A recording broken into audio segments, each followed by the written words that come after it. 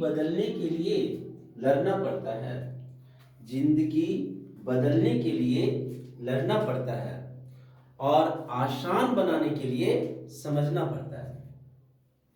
जिंदगी को अगर आपको आसान बनाना है बेटा तो आपको समझना पड़ेगा।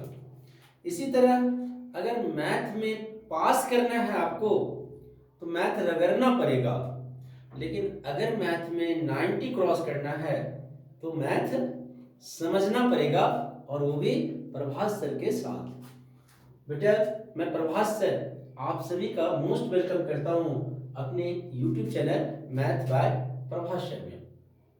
आज मैं जो टॉपिक लेके आया हूं वो अपने सबसे इनिशियल स्टूडेंट का, जो पहले स्टेज पे अपनी क्लास में होते हैं, 9th क्लास वाले बच्चों का।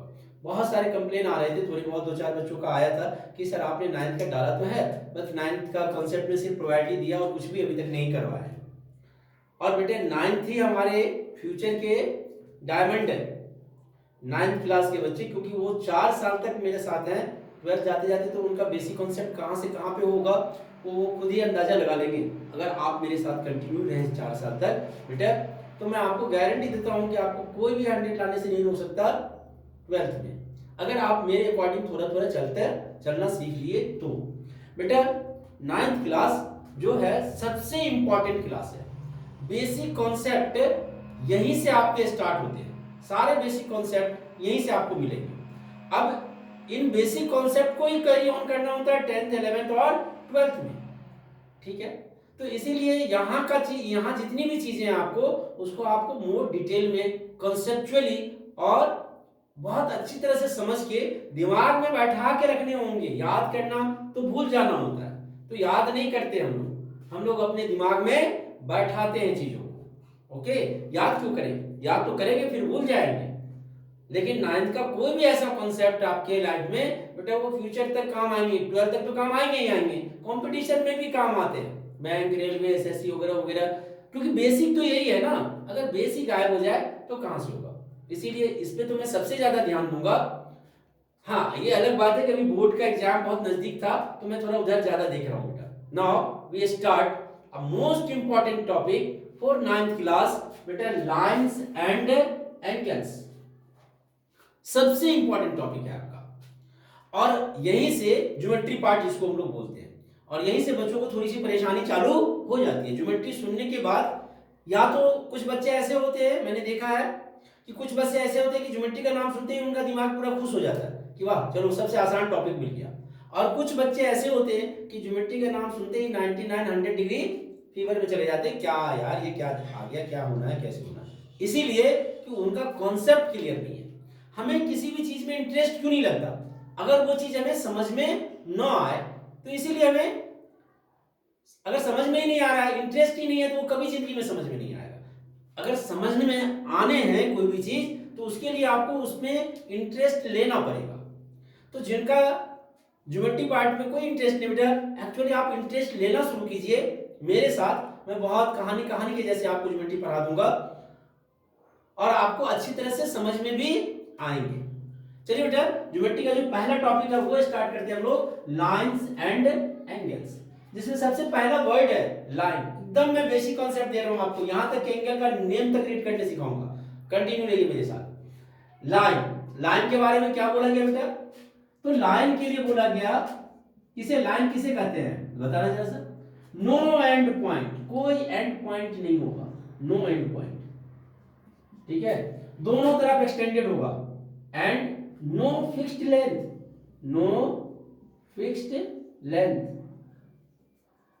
ब्रेथ उसके निग्लिजिबल होंगे, है ना, वन डायमेंशनल होता है, इसी को हम लोग क्या कहते हैं, लाइन। इधर भी एरो इधर भी एरो, मतलब ये जाएगा ही जाएगा, इधर पाकिस्तान तक चला जाए, यहाँ बांग्लादेश चला जाए, जहां भी जाना है इसको, मतलब दोनों ओर इनफाइनाइटली एक्सटेंड करेगा, दिस इज लाइन।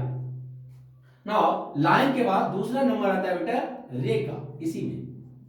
अब ये रे किसे कहते हैं हम लोग, तो बोला रे के लिए, हाँ किसे कहते हैं रे, very good, one end point, एक एंड पॉइंट होगा, मतलब कहां से स्टार्ट हुआ ये तो हमें पता है, इसमें तो कहां से स्टार्ट हुआ पता ही नहीं, कहां जाएगा पता ही नहीं, इसमें कहां से स्टार्ट हुआ वो तो पता है, one end point. No fixed length, कहां तक जाएगा पता ही नहीं, नो फिक्स्ड लेंथ। लेकिन चला कहां से हुआ, स्टार्ट कहां से हुआ, ये हमें पता है कि यहां से ए से स्टार्ट हुआ, इधर जा रहा था, है बी, ये कोई पॉइंट है हमारा, जाता ही रहेगा, ऐसा कोई जरूरी नहीं है, इधर भी आ सकता था। हाँ, और इसे हम लोग बी भी बोल सकते हैं, ए भी बोल सकते हैं, ऐसा कुछ भी नहीं है। ओके, कि ए बी बोले ऐसा कुछ नहीं है। आई होप दैट, समझ में आ रहा होगा बेटा। दिस इज द रे एंड नाउ लाइन सेगमेंट, नाम ही है सेगमेंट। सेगमेंट का मतलब क्या, इसको तोड़ दिया, टुकड़ा। सेगमेंट का मतलब टुकड़ा, इसे तोड़ दिया, तो तोड़ दिया इसका मतलब क्या हो गया, ये जो दिख रहा है आपका 2 एंड पॉइंट हो गए। कितने एंड पॉइंट हो गए, 2 एंड पॉइंट। अब कहां से शुरू कहां को खत्म पता है, 2 and points.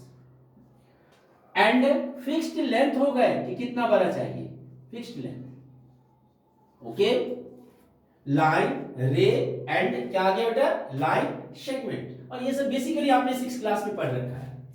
Angle, angle read कैसे करेंगे हम लोग, यस वेरी गुड। क्या होता है एंगल के लिए, ये जो देख रहे हो, द इंक्लिनेशन बिटवीन टू रे हैविंग, एंगल का डेफिनेशन मैं आपको दे रहा हूं, जरा ध्यान से देखिएगा।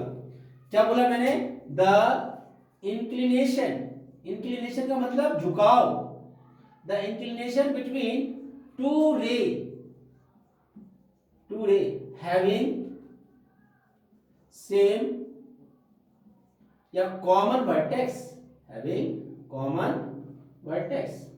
एक जो वर्टेक्स है इसका जहां से वो स्टार्ट होगा, कॉमन एंड पॉइंट भी बोल सकते हो आप, या कॉमन है ये रे इधर जा रहा था, ये रे इधर जा रहा है, इनके बीच का जो ये इंक्लिनेशन है, झुकाव, this inclination is defined as a angle. I hope that कि आपको एंगल बहुत अच्छे से समझ में आ गए होंगे। ओके बेटा, this OA and OB are known as a arms of angle. I hope that कि बेटा आप लाइन के बारे में और एंगल का डेफिनेशन समझ में आपको आ गया होगा। नाउ अगर एंगल समझ में आ गए हैं तो अब हम लोग टाइप्स ऑफ एंगल पे आएंगे। बहुत इंटरेस्टेड है, और यहां से थोड़ा सा बेटा अच्छी तरह से दिमाग में बैठाइए। कुछ ऐसी बातें मैं बोलूंगा कि आपको याद नहीं करना है, चीजों को दिमाग में रखना है, कभी नहीं भूलेंगे और कहीं भी गलती नहीं होगा। जैसे टाइप्स ऑफ एंगल में, टाइप्स ऑफ एंगल, इसमें क्या है बेटा, सबसे पहला पता है आप लोगों को, एक्यूट एंगल है। Acute angle less than 90 degree, less than 90 degree, that means theta की वैल्यू जो है वह 0 से बड़ा और 90 से छोटा होगा। एक्यूट एंगल के बाद दूसरा नंबर है बेटा, यस बोलिए, right angle, very good. Right angle किसे बोलते हैं, right angle, equal to 90 degree, equal to 90, that means theta is equal to 90 degree, exactly 90 degree, then it is known as a right angle. Third, obtuse angle, obtuse angle, okay, very good, more than 90, more than 90, less than 180, less than 180, that means theta की value greater than 90 और less than 180 हो गया, obtuse angle. ठीक है, और फिर straight angle, सीधा हो गया, स्ट्रेट एंगल, ये सीधा हो गया, that means equal to 180 degree, equal to 180 degree, theta is equal to 180। Straight के बाद next, very good, reflexive angle, reflexive angle, more than 180, more than 180 but less than 360, less than 360, very good, that means theta is greater than 180 but less than 360 degree. This is the known as a reflexive angle.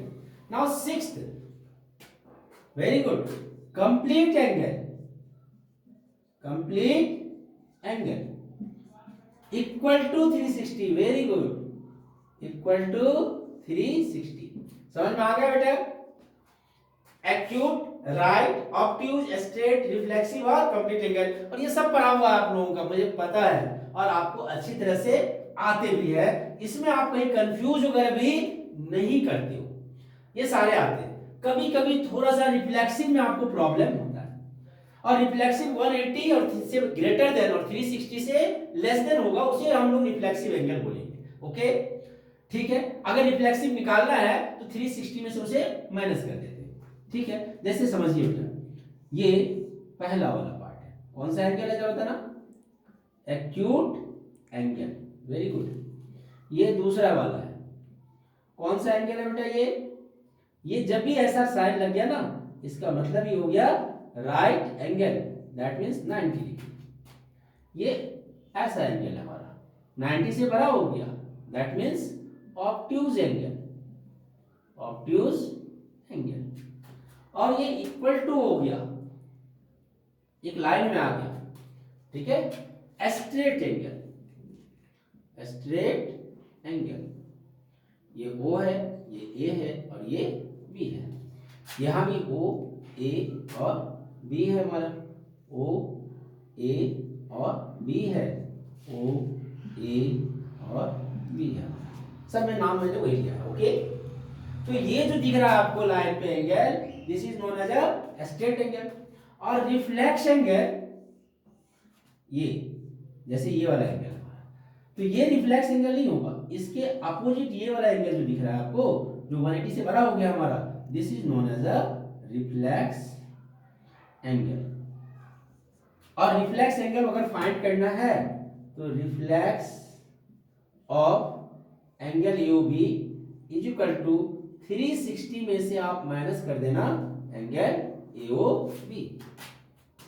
जैसे ये A है, O है और ये B है, तो ये वाला एंगल AOB आ गया, और इस AOB में से 360 में से अगर हम इस AOB को माइनस कर दें तो हमारा रिफ्लेक्स एंगल आ गया। बेटा ये सारी चीजें आपको आते हैं। अभी आगे जो मैं बताने जा रहा हूं वो भी आपको आते हैं, बट अब इसमें आप थोड़ा कंफ्यूज करते हो कभी कभी। और मैं पेयर ऑफ एंगल की बात करने जा रहा हूं, वेरी गुड। किसकी बात करने जा रहा हूं? Pair of angle, pair of angle. और पेयर ऑफ एंगल में बेटा आपको पता है, हाँ, पहला होता है complementary angle, complementary angle. Okay, बताना sum of two angle is 90 degree. क्या हो गया? Sum of two angle is 90 degree. For example, जैसे मैंने बोला 30 तो 60, 40 तो 50, 45, 45। मालूम है बेटा, ये कम से कम एसएससी वगैरह में ये बातें 50 बार पूछ चुका होगा कि 40 एक ऐसा एंगल बताओ जिसका कॉम्प्लीमेंट्री इटसेल्फ होता है। ऐसा एंगल बताओ जिसका कॉम्प्लीमेंट्री इटसेल्फ होता है। तो 45 का कॉम्प्लीमेंट्री 45 भी होता है। समझ में आ गए? ओके, 30, 60, 60, 40, 50, 45, 45, इन सब का सम 90 है। इसका मतलब एक अगर x है तो दूसरा 90 माइनस x होगा। और दूसरा सप्लीमेंट्री, सप्लीमेंट्री। अब बेटा सप्लीमेंट्री एंगल में तो जब एक याद है तो दूसरा तो अपने आप याद हो जाते हैं। क्या हो गया जब बताना बेटा? Sum of two angle, sum of two angle is very good 180 degree. Sum of two angle is 180 degree, then supplementary. Paper में होता क्या है कि हम भूल जाते हैं, अरे सप्लीमेंट्री का सम 90 डिग्री था या कॉम्प्लीमेंट्री में सम 90 डिग्री था। कंफ्यूजन होता है ना? तो इसे हम कैसे याद रखें, कैसे मतलब जिंदगी में आप नहीं भूलोगे। कॉम्प्लीमेंट्री और सप्लीमेंट्री में बड़ा कौन सा है? सप्लीमेंट्री। और छोटा कौन सा है? कॉम्प्लीमेंट्री। अब कॉम्प्लीमेंट्री में पहले क्या है? सी और इसके लिए एस। तो सी और एस में पहले कौन आता है? सी, तो कॉम्प्लीमेंट्री, और 90 180 में पहले कौन आता है, तो 90। कॉम्प्लीमेंट्री के लिए 90 मतलब छोटे वाले के लिए छोटा और बड़े वाले के लिए बड़ी वैल्यू। कभी भूलोगे आप? मुझे तो नहीं उम्मीद है कि बेटा कि आप भूलोगे इसे। कॉम्प्लीमेंट्री सी और सप्लीमेंट्री एस में सी पहले आ रहा है, 90 और 180 में 90 पहले आ रहा है, पहले वाला पहले वाले के लिए है। ओके, तो अब कभी कंफ्यूजन आपका नहीं रहेगा। कभी कभी बच्चे कंफ्यूज कर जाते हैं। तो ये कॉम्प्लीमेंट्री एंगल था, ये सप्लीमेंट्री एंगल था, पेयर है। फिर इसमें भी वही बात, क्या क्या होगा जरा बताना बेटा। एक 30 है तो दूसरा 150 हो गया, 60 है तो 120 हो गया, 90 है तो 90। अब फिर से ये क्वेश्चन 50 बार पूछ रखा है कंपटीशन वगैरह में भी कि name the angle whose supplementary is itself. उस एंगल का नाम बताओ जिसका सप्लीमेंट्री इटसेल्फ हो।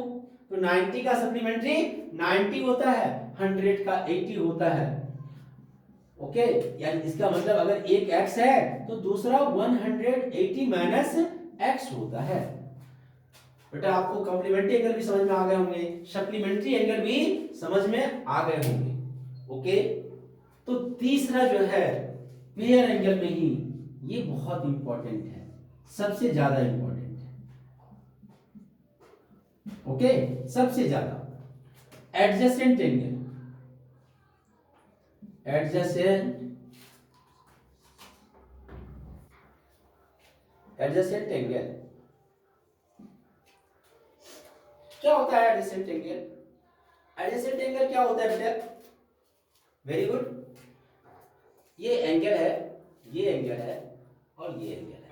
यहाँ तीन एंगल है, एक एंगल 1 है, ये एंगल 2 है और ये एंगल पूरा एंगल 3 है। नेम दे देते हैं बेटा, ओ, ए, बी और सी। तो तीन एंगल है हमारा, angle AOB, angle BOC and angle AOC.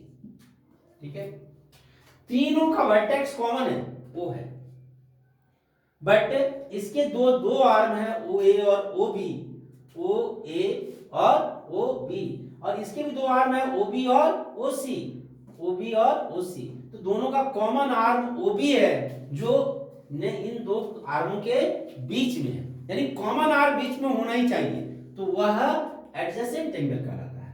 ऐसा पड़ोसी, पड़ोसी तो सब है आपका, लेकिन आपके घर के दीवार के बाद जो कमरे वाला पड़ोसी है आपका, हाँ, this is known as adjacent, उसको हम लोग एडजेसेंट कहते हैं।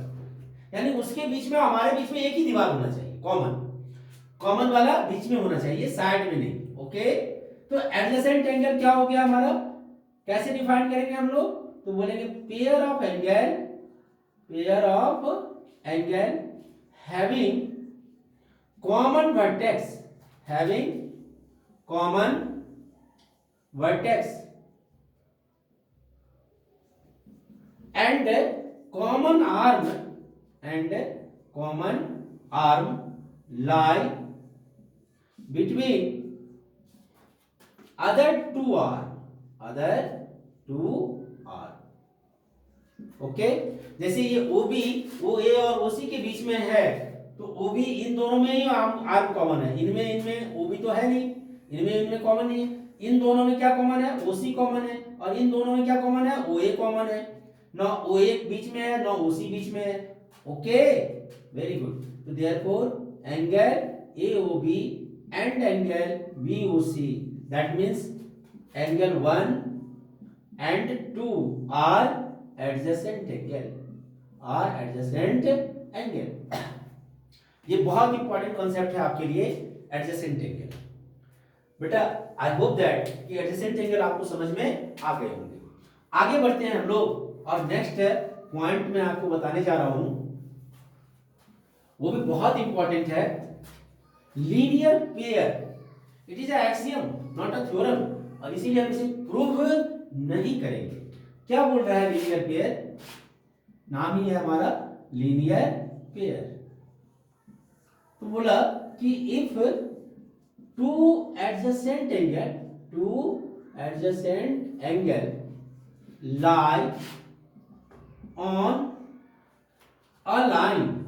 lie on a line, then they are called linear pair.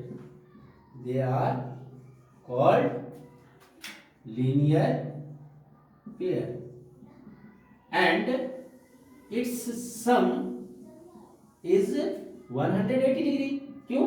क्योंकि लाइन हो गया है, तो बोला एडजेसेंट एंगल लाइन पे होना चाहिए. जैसे ये है ओ ए बी और सी है, तो AOC is a line. AOC is a line.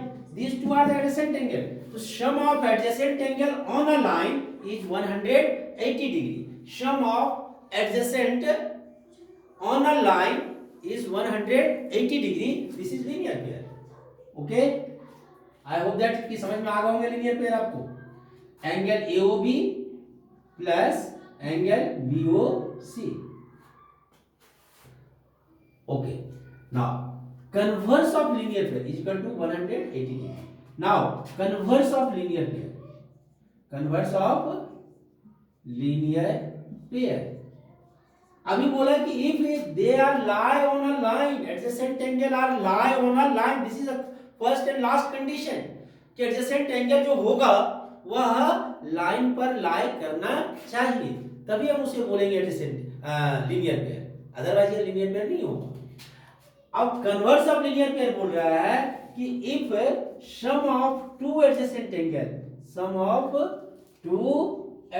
Angle is 180 degree, मतलब अगर वो 180 डिग्री पर है 180, then they must lie on a line. Then they must lie on a line. That means OAC is a collinear. Collinear means they must lie on a same line. तो linear pair और converse of linear pair में difference है. Linear pair का जो condition है वह इसके लिए आंसर है, मतलब जो निकल के आएगा, और इसका जो आंसर होगा वो इसके लिए कंडीशन है. कहने का मतलब यह है बेटा कि लीनियर पेयर क्या बोला कि sum of adjacent angle on a line. Line पहले से डिफाइंड है, उस पर में जो एडजेसेंट एंगल हमने बनाया उनका सम 180 डिग्री होना चाहिए. ओके. और कन्वर्स ऑफ लीनियर पेयर कि if the sum of two adjacent angle is 180, अगर उन दोनों का सम 180 हो जाए then they must lie on a. अगर हमें किसी को लाइन प्रूव करना हो या कॉलिनियर प्रूव करना हो तो हम कन्वर्स ऑफ लीनियर पेयर का यूज करेंगे, और अगर हमें एंगल फाइंड करना हो तो हम लीनियर पेयर का यूज करेंगे. आई होप दैट कि आपको कन्वर्स ऑफ लीनियर पेयर भी अच्छे से समझ में आ गए होंगे बेटा. तो इसी में अगला नाम है और वो है vertically opposite angle. Vertically opposite angle पता है ये बेटा, ये है और ये है. अब ये vertically opposite angle are equal, ये इक्वल होते हैं, ये थ्योरम भी आपका, ये आपको प्रूव करना है. मान लेते हैं ये टू लाइन है ए ओ बी और सी और ये डी. ओके. एक एंगल ये हो गया हमारा, एक एंगल ये हो गया हमारा, एक एंगल ये है और एक एंगल ये है. वर्टिकली अपोजिट हमें इक्वल प्रूफ करना है. सबसे पहले गिवन टू लाइंस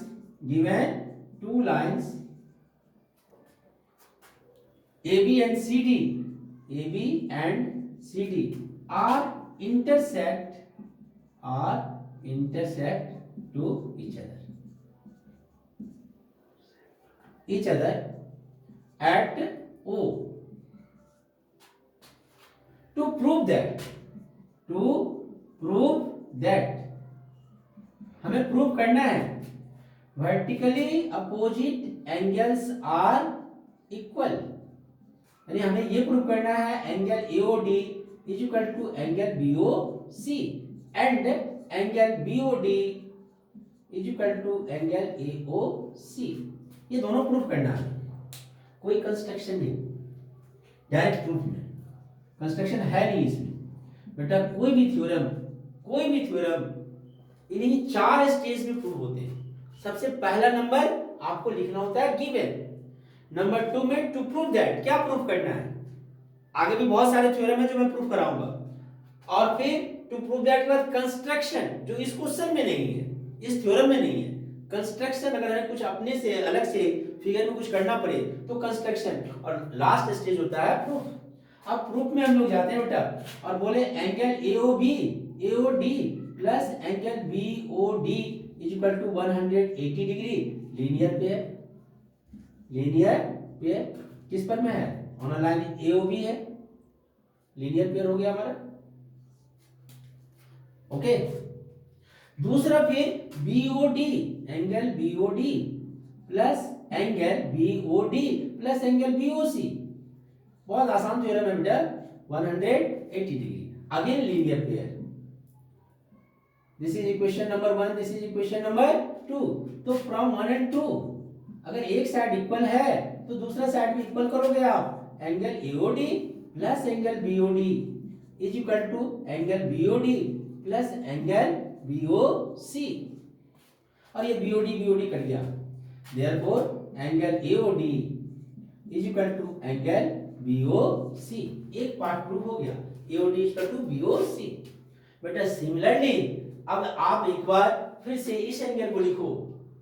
हाँ, इन दोनों को जब प्रूव करना है तो अभी हमने बीओडी प्लस बीओसी 180, फिर एक बार लिखो BOC plus AOC is equal to 180। Second और थर्ड इक्वेशन में चले जाइएगा, सॉल्व कीजिएगा।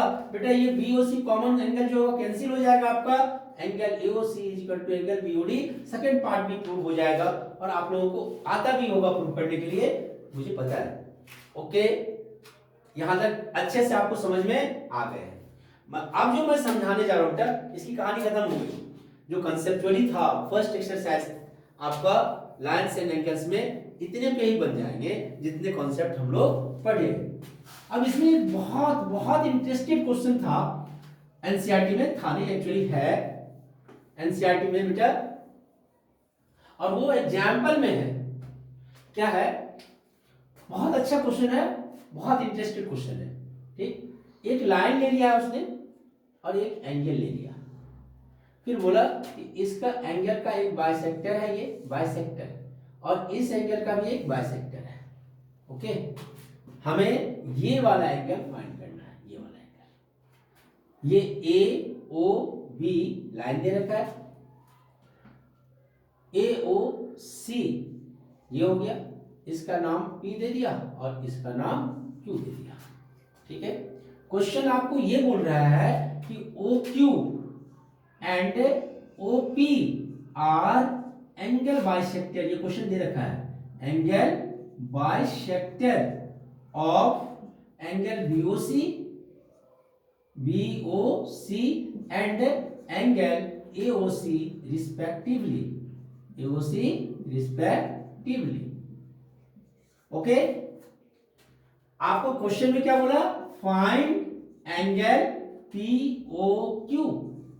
आपको एंगल POQ फाइंड करना है, कुछ भी नहीं दे दिया, और एंगल POQ फाइंड करना है। बहुत आसान है। एक चीज और दे रखा था आपको गिवन में कि AOB आपका लाइन है, ये भी गिवन है। Okay, very good. तो गिवन में सबसे पहले तो हम वही बोलेंगे, गिवन है हमारा AOB is a line, AOB is a line. अगर ऐसा है तो angle BOC plus angle AOC is equal to 180 degree linear pair से। ओके, ठीक है। अब हमें तो इस एंगल में जाने हैं, तो एंगल दोनों तरफ डिवाइड कर देते हैं 2 से, डिवाइड बोथ साइड बाय 2 से। क्यों भाई? 2 से क्यों डिवाइड किया? 2 बहुत अच्छा लग रहा था क्या? BOC ये वाला एंगल है, इसको 2 से डिवाइड करेंगे तो ये पार्ट भी होगा और ये पार्ट भी होगा, कोई भी पार्ट लिख लो आप। क्यों? क्योंकि OQ बाइसेक्ट कर रहा था, दैट मींस 2 इक्वल पार्ट में डिवाइड कर रहा था। अगर 2 इक्वल पार्ट में डिवाइड कर रहा है तो जितना ये होगा उतनी वैल्यू इसकी भी होगी। तो divide both side by 2, therefore angle BOC upon 2 plus angle AOC upon 2 is equal to 180/2। But हम एंगल BOC/2 को क्या लिख सकते हैं? Angle COQ, very good. And angle AOC/2 को क्या लिख सकते हैं? एंगल POC, ये एंगल इसके इक्वल और ये एंगल इसके इक्वल। बराबर होगा, तो इसका जो हाफ करेंगे वो एंगल पीओसी के बराबर। एक बच्चा बोला कि सर ठीक है सीओक्यू लिख सकते हैं, लेकिन आप बीओक्यू भी तो लिख सकते हो, तो बीओक्यू क्यों नहीं लिख रहे हो? यहाँ पर मैं पीओसी जो लिख रहे हो तो आप एओपी भी तो लिख सकते हो। तो बेटा हमें ये भी तो दिमाग में रखने होंगे कि हमें निकालना क्या है, हमें फाइंड करना है एंगल पीओक्यू। तो हम नीचे वाले पार्ट को क्यों ले, ऊपर वाले पार्ट को ही ले लेंगे। अब इन दोनों को प्लस करेंगे तो आ जाएगा एंगल पीओक्यू। वेरी गुड, अरे वेरी गुड। इसका मतलब क्या हो गया कि देयरफॉर ये यहां से फ्रॉम वन से बीओसी क्या लिखेंगे बेटा, CO Q plus AOC by 2 को क्या लिखेंगे बेटा, angle POC is equal to 90 degree. और angle COQ plus angle POC, ये दोनों मिलके हो जाएगा angle POQ. Therefore angle POQ is equal to 90 degree. और ये आपका क्वेश्चन प्रूव्ड हो गया। बेटा ये क्वेश्चन भी आपको समझ में आए होंगे, कॉन्सेप्ट भी आपको समझ में आया होगा। आई होप दैट कि आपने अच्छे से इसको समझा होगा। और बेसिकली बेटा अगर आपने इस क्वेश्चन को समझा है तो यहां से आप ये समझने की कोशिश करना कि सम को कैसे पढ़ते और कैसे करते कैसे। जैसे मैंने आपको एग्जांपल दिया कि आप अपने आप से क्रॉस क्वेश्चन क्या करो, आंसर बन जाना। मैथ में सवाल बनना नहीं होता, आंसर आ गया तो जब तक आपने समझा नहीं उसे अच्छा से तब तक छोड़ो मत। तो आप अपने आप क्रॉस क्वेश्चन करो, भाई हम इसके हाफ को ये क्यों नहीं लिख रहे हैं जो ये लिखे। अब ये और ये लिख लेंगे तो आपका प्लस करने या माइनस करने से कुछ फर्क ही नहीं पड़ेगा, क्योंकि आपको ये और ये फाइंड करना है पूरा। तो अपने आप क्वेश्चन के आंसर आपके आएंगे। बेटा एक बार फिर से मैं आप लोगों का वेलकम करता हूं अपने YouTube चैनल पे। अगर बेटा आपको क्लास अच्छे लगे होंगे, समझ में आया होगा, तो प्लीज एंड प्लीज दोस्तों से आप शेयर जरूर कीजिए। ऐसे भी बहुत सारे बच्चों का प्यार मिल रहा है मेरे को, बट काफी नहीं है, जिसलिए मैंने इस चीज को स्टार्ट करा। बेटा मुझे आप लोगों को ऑनलाइन लेके आना है और फिर मैं रेगुलर ऑनलाइन आपको क्लास दूंगा बेटा, जो क्लास आप घर बैठे आसानी से कर सकते हैं, कहीं आपको जाने की जरूरत नहीं है। मैं गारंटी दे रहा हूं कि आप घर बैठे मैथ में 90 क्रॉस करेंगे। ओके बेटा, हैव अ गुड डे।